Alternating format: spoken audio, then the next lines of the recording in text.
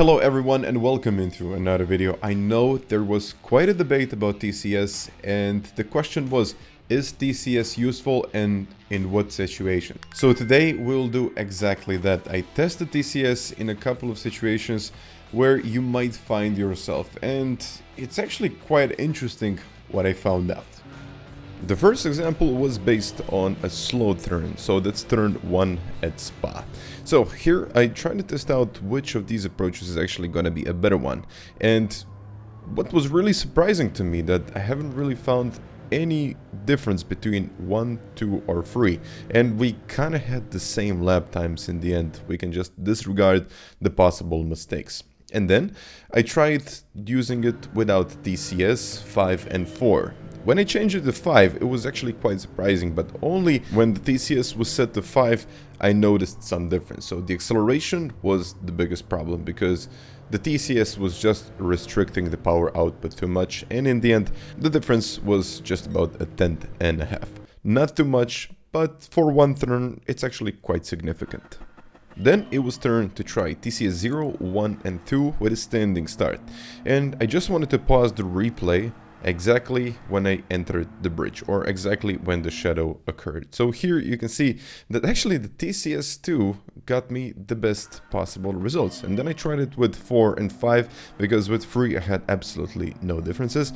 And in the end, it wasn't that much of a big deal. It was pretty much the same thing, and I think I was maybe even slightly quicker while using TCS in this situation. And then I tried a tight turn with a different car. So this is an FR Supra. This is an N-Class car, which is quite difficult to turn in. And then as soon as I started using TCS, I actually found out that was actually better to get out of the corner. So the car was more stable and I was actually able to get a little bit more speed. Not by much, this is 0.003 of a second, but it was something. Of course, it's not perfect. All of these situations could have been a little bit different, and it's possibly that I made a little mistake in them. So it's not that much of a difference if you're using 0 TCS, 1 and 2. And then when I tried to use it at 5, I noticed that when you put it up to 4 to 5, you definitely start losing a bit of performance. Once again, it depends on what type of car are you driving.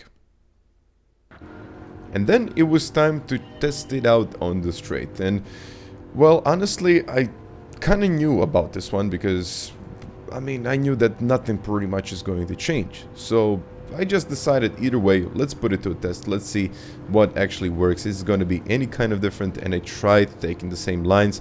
I tried taking the same approach, literally upshifting at the same points, and it was pretty much the same thing. The only difference was 1 kilometer per hour, and that was when I was not using TCS, which was in the end quite surprising, but it's possibly a little error, or I didn't shift at the right time. But then I took Group 4 Lancer for a spin around this Lago Maggiore Central version, which is the Daily Race C. And testing 0, 1 and 2, well, it was pretty much the same. I haven't found any kind of difference with TCS at 1, and I think it was even a little bit quicker with TCS 2. So absolutely no difference. Even when I was exiting corners, even tight turns, I just didn't feel any kind of difference. Of course, this is a stable car, it has a lot of grip, and in general, you don't really need TCS with this car, but I wanted to really see if TCS is going to play a significant role in this one. But to my surprise, we haven't had any kind of difference while using TC1 and 2. It was actually a little bit quicker while I was using TCS 3 and 2. So yeah, either way, I then started using TCS 5, and then I realized that when you start using TCS 5, when you get up to that full TCS, you actually start losing a bit of time, and especially in this situation when the TCS is activating. So here at this point, I was losing just about 0.2, which is significant.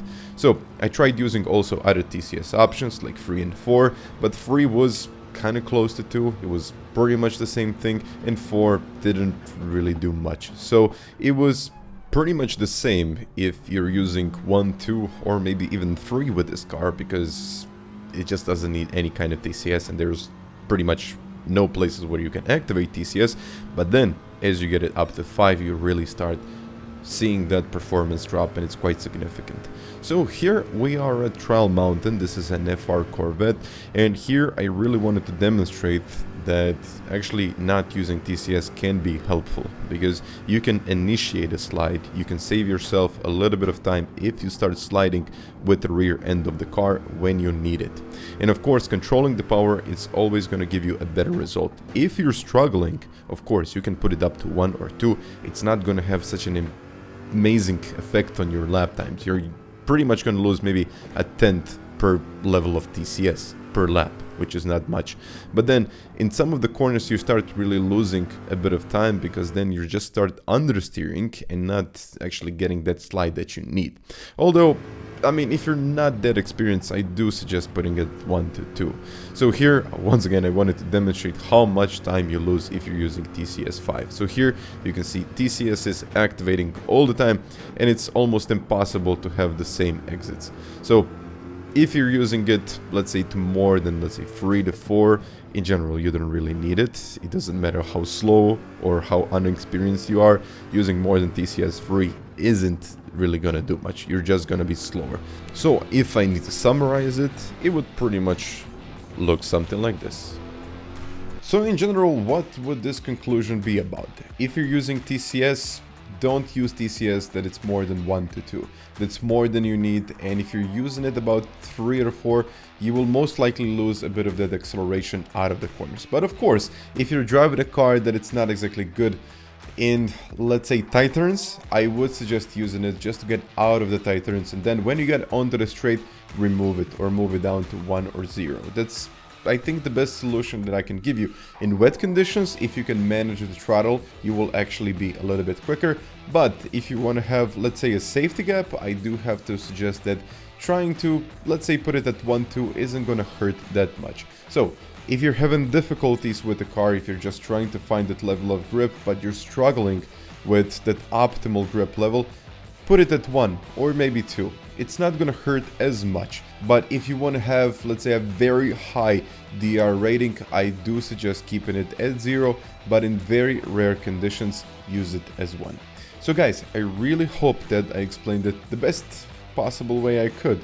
I gave it everything, and it's not exactly scientifically proved, because not every situation was exactly the same. So once again, if you got any questions about this one, please let me know down in the comments, or if you want to join the discussion, please join the Discord. So once again, thank you very much for watching this video, and until the next time, bye.